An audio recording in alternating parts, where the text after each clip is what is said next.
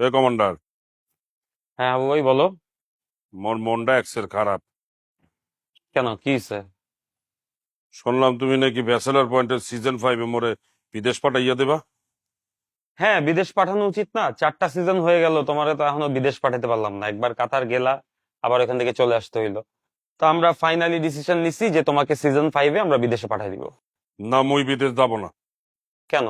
আমরা তো সবসময় দেখাইছি যে হাবু ভাই বিদেশে যাইতে চায়, হাবু ভাইয়ের স্বপ্ন বিদেশে যাওয়া।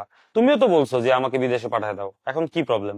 মুই বিদেশ চলে গেলে সিজন 5-এ তো মোর পাট কমে যাবে, দর্শক মোরে বুঝলে দেবে, তারা তো মোরে আর ভালোবাসবে না। আরে হাবু ভাই, আমরা যদি সিজন 5-এ তোমাকে বিদেশে পাঠিয়ে দেই, তাহলে তোমার পোর্শন শুট করতে আমরা বিদেশে যাব। হ্যাঁ, সত্যি বলতে আছো?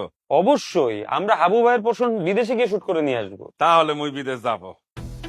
আর শোনো, আমার মনে হয় কি, সিজন 5 যে শুরু করবা, প্রথম পার্ট গুলাই বিদেশে করা উচিত। না না, প্রথম পার্ট বিদেশে করা যাবে না। দেখি কবে যাওয়া যায়। না, যদি তা না করো তাহলে মুই কিন্তু 3-4টা দেশে যাব। মোর খুব ইচ্ছা মালয়েশিয়া, কাতার, দুবাই আর আমেরিকা যাব। তুমি একটু আগে বললা বিদেশে যাবা না।